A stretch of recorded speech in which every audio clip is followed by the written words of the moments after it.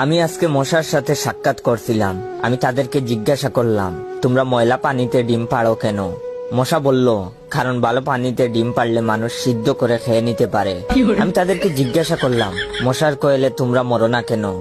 মশা বলল, আমরা যদি মরে যাই তাহলে কোয়েলের ফ্যাক্টরি বন্ধ হয়ে যাবে। আমি আবারও তাদেরকে প্রশ্ন করলাম, তোমরা মানুষের কানের কাছে এসে জ্ঞান জ্ঞান করো কেন? মশা বলল, কারণ মানুষের পায়ের কাছে কিংবা অন্য কোথায় জ্ঞান জ্ঞান করলে মানুষ শুনতে পায় না, তাই।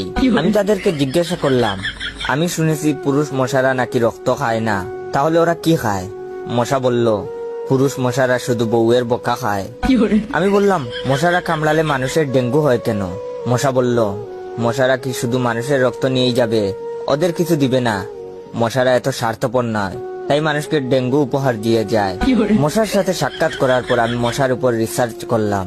মশা অনেক ধরনের হয়, যেমন পড়তে বসলে যে মশায় কামড়ায় তারা হলো অশিক্ষিত মশা, খেতে বসলে যে মশা কামড়ায় তারা হলো ক্ষুধার্ত মশা, ঘুমানোর পর যে মশা কামড়ায় তারা হলো কাপুরুষ, জেগে থাকা অবস্থায় যে মশা কামড়ায় তারা সাহসী, মশারির মধ্যে যে মশা কামড়ায় তারা হলো অতিরিক্ত শেষরা, মাঝরাতে যে মশা কামড়ায় তারা হলো সিঙ্গেল, টয়লেটে যে মশা কামড়ায় তারা হলো নির্লজ্জ, দিনের বেলা যে মশা কামড়ায় তারা একটা ছোট লোক।